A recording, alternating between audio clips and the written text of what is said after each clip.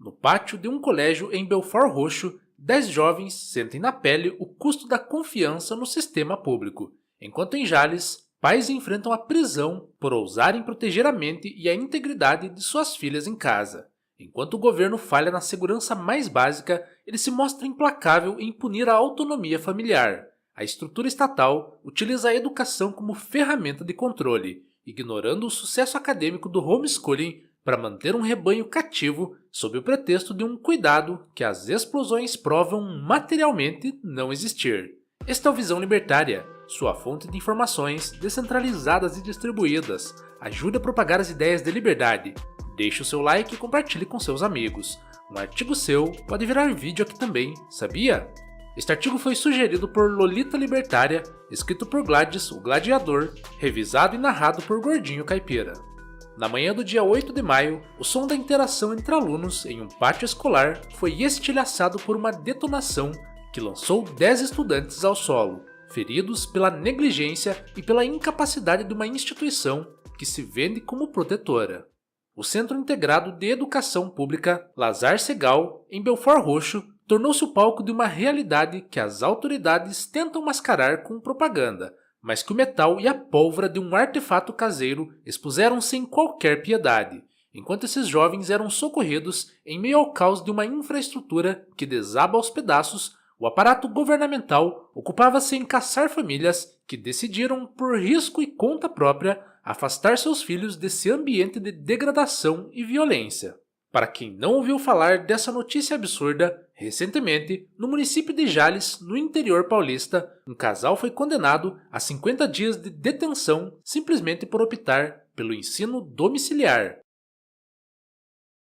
O Estado simplesmente ignorou o fato de que o suposto abandono intelectual, alegado pela promotoria, tenha sido desmentido por laudos que atestavam a saúde mental e o desempenho superior das crianças.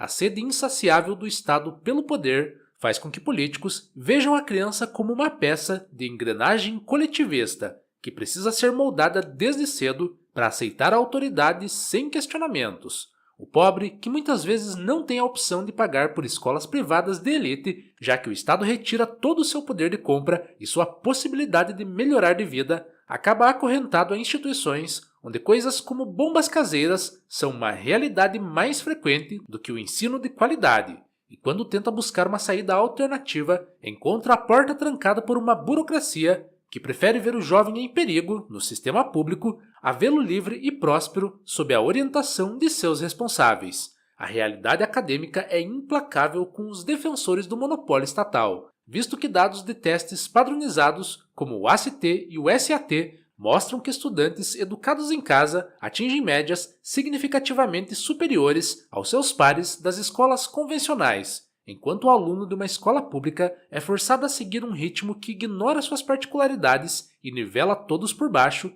Em salas superlotadas, o jovem no homeschooling desfruta de um aprendizado personalizado, onde o domínio de cada conceito é o que dita a progressão, e não um calendário imposto por burocratas que nunca pisaram na residência daquela família. Essa excelência, no entanto, é vista como uma ameaça por aqueles que detêm o poder, pois indivíduos com capacidade de autogestão e autodidatismo são muito mais difíceis de serem manipulados por versões governamentais que buscam justificar a existência de um Estado cada vez mais inchado e ineficiente. O movimento em direção à liberdade educacional no Brasil encontra-se atualmente sequestrado por interesses partidários, como se percebe na paralisia da Comissão de Educação do Senado, na qual a presidência atua deliberadamente para impedir o avanço de qualquer regulamentação até o próximo ano. O argumento utilizado é sempre o de que a escola é um espaço de socialização necessário, mas que tipo de interação social o governo está promovendo quando permite que o bullying atinja níveis alarmantes, destruindo a saúde mental de milhões de adolescentes. Estudos indicam que homeschoolers não apenas dormem mais e melhor, como também possuem índices de depressão muito inferiores, o que demonstra que a socialização orgânica, feita mediante comunidades, clubes e interações voluntárias, é infinitamente superior ao confinamento forçado em edifícios onde a violência física pode explodir a qualquer momento.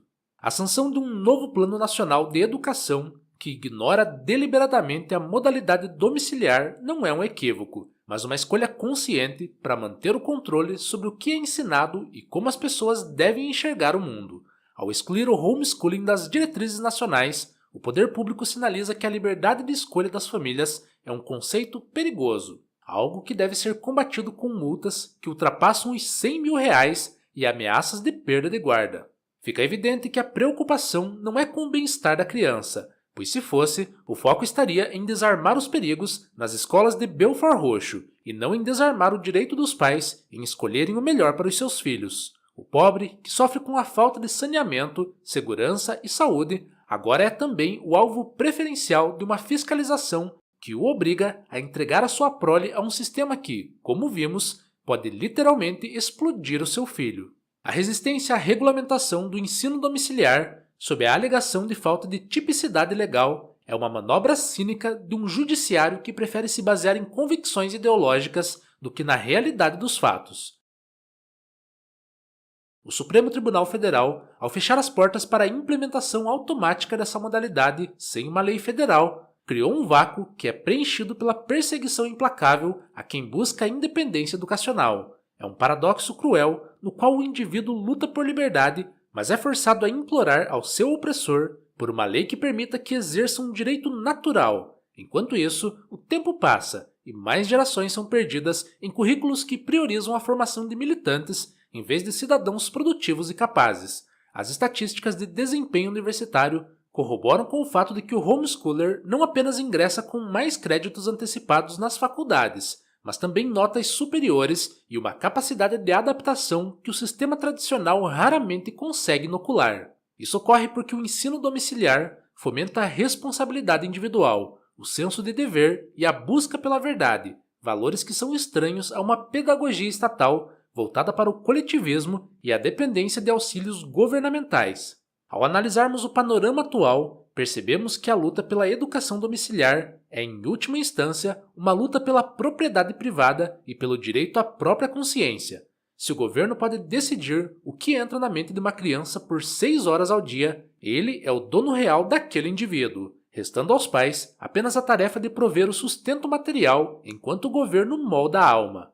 A explosão em Belford Roxo é um sintoma material de um organismo que está em decomposição, mas que se recusa a largar a presa, preferindo que 10 alunos se firam em seu pátio a permitir que um único aluno aprenda livremente em sua sala de estar. As consequências surgem sem demora para aqueles que desafiam o sistema: processos, humilhações públicas e o peso de uma justiça que parece cega apenas para as falhas dos próprios governantes. É imperativo que a sociedade questione as segundas intenções por trás de cada proibição e de cada obstáculo colocado no caminho da liberdade educacional. O controle estatal sobre a educação é a pedra angular de qualquer regime que busca a longevidade mediante docilidade de seus súditos, e cada família que opta pelo homeschooling é uma rachadura nessa estrutura de dominação. O contraste entre o silêncio obsequioso dos defensores do ensino público diante da bomba em Belford Roxo e o grito estridente que dão contra o ensino domiciliar revela a hipocrisia de um discurso que diz proteger as crianças, mas que na verdade protege o próprio poder. A descentralização da educação não é apenas uma questão de eficiência pedagógica, mas uma necessidade moral para garantir que o indivíduo não seja engolido por um leviatã que não consegue sequer garantir que uma criança volte ilesa de uma aula de geografia. Portanto, o que se observa é uma guerra de atrito, na qual o Estado usa o tempo, o dinheiro do pagador de impostos e a força policial para tentar exaurir aqueles que não aceitam o seu monopólio. A resistência das famílias, apoiada por organizações como a ANED, é o que mantém viva a esperança de que um dia a educação deixe de ser uma imposição burocrática e passe a ser o que sempre deveria ter sido, uma extensão da vontade dos pais e um reflexo da busca individual pelo conhecimento.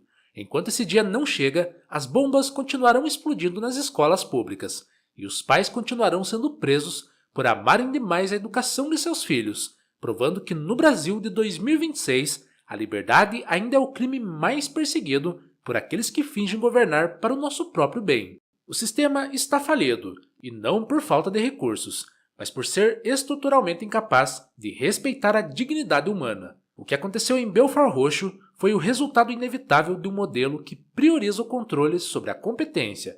Se quisermos um futuro onde os nossos jovens não sejam vítimas de artefatos caseiros ou de uma mediocridade planejada, precisamos exigir a retirada imediata do Estado de nossas casas. A educação é uma função da família e da sociedade civil, e qualquer tentativa de estatizar esse processo deve ser vista como uma agressão à própria liberdade.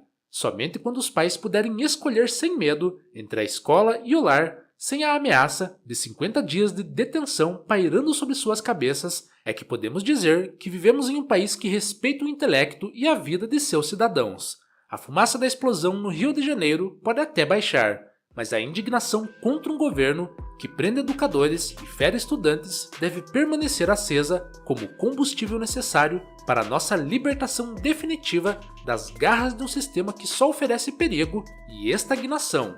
Obrigado pela audiência. Este é um canal colaborativo. Participe você também. Cadastre-se agora mesmo em nosso site visãolibertaria.com e envie seus artigos por lá. Os colaboradores recebem recompensas em Bitcoin. Inscreva-se no canal e clique no botão da campainha para ser avisado de novos vídeos. Até a próxima!